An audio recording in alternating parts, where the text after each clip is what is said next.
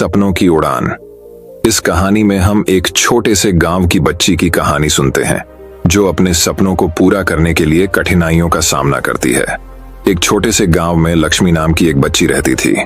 वह बहुत ही संवेदनशील और सपनों की दुनिया में खोई रहने वाली थी।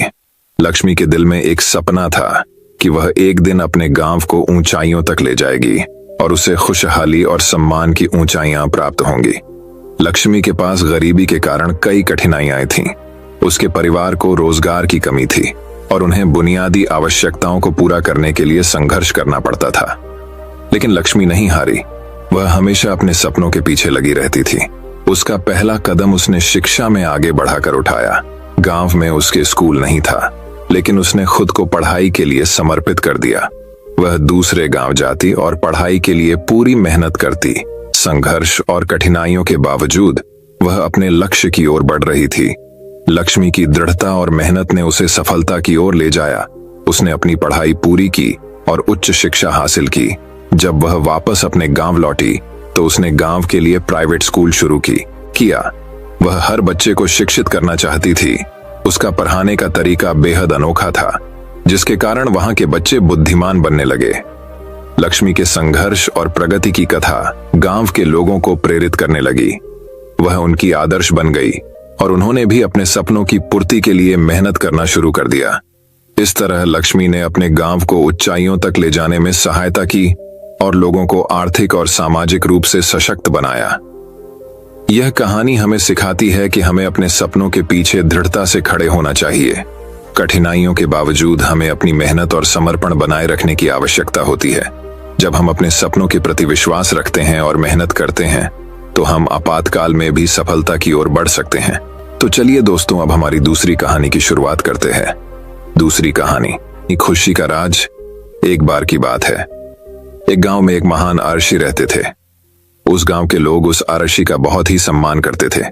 गांव के सभी लोगों को जब भी कोई समस्या हो तो वे आरशी अपनी समस्या का समाधान अवश्य बताते थे। सभी गांव वाले उस आरशी से बहुत प्रसन्न थे।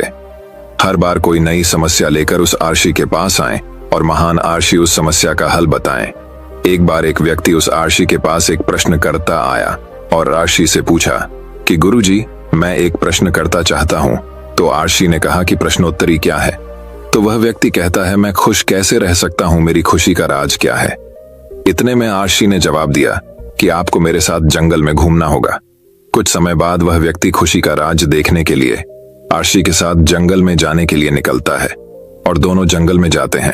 तभी रास्ते में एक बड़ा पत्थर आता है और आरशी उस पत्थर को अपने साथ लेने के लिए उस व्यक्ति को बताता है।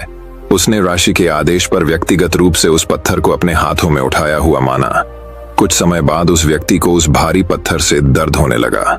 वह व्यक्ति इस दर्द को सहन कर लेता है और रहता है।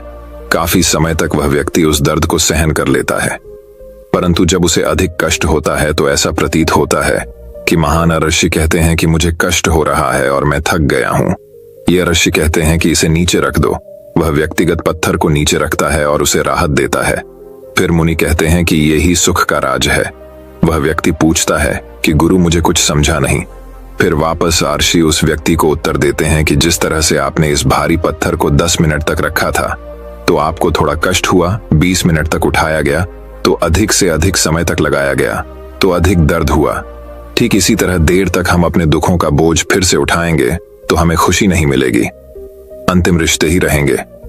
हमारी खुशी का राज सिर्फ इस पर प्रतिबंध है कि हम थोड़ी देर तक दुखों का बोझ अपने ऊपर रख सकें। अगर आपके जीवन में खुशी है तो कभी अपने ऊपर दुख को हावी मत दो। दुख इस भारी पत्थर की तरह है जो हम जैसे दिखने वाले पत्थर ही हमें दर्द और कष्ट जीवन भर देते हैं। दोस्तों, मैं उम्मीद करता हूं कि यह कहानी सुनने से आपके जीवन में अच्छे बदलाव आए होंगे। आपको इस वीडियो से क्या सीखने मिला ये कमेंट करके जरूर बताएं और अपने परिवार, दोस्तों या आपके करीबी इंसान के साथ ये कहानी शेयर करके उन्हें भी इस ज्ञान से परिचित करवाएं। बाकी अगर आपको यह वीडियो दिल से अच्छी लगी हो तभी इस वीडियो को लाइक कर देना और आपने अब तक इस चैनल को सब्सक्राइब न किया हो तो चैनल को सब्सक्राइब भी जरूर कर देना। आपका हर दिन शुभ हो और खुशियों से आपका जीवन भरा रहे। धन्यवाद। नमो बुद्धाय।